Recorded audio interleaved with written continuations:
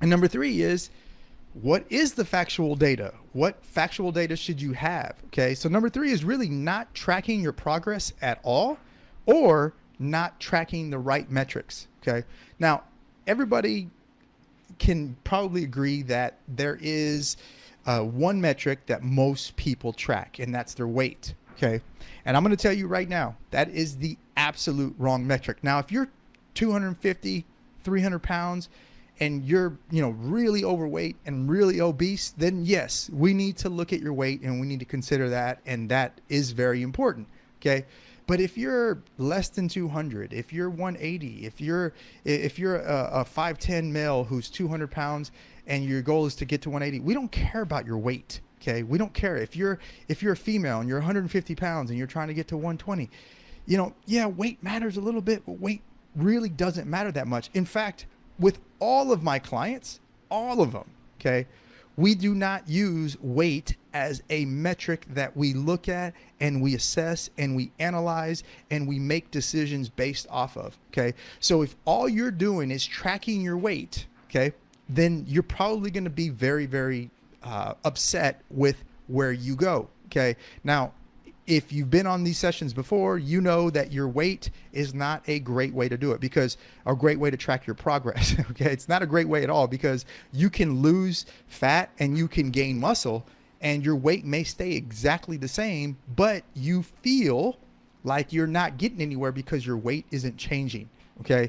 So most people, A, they don't track their progress, or B, they don't even know the right metrics to track. Okay.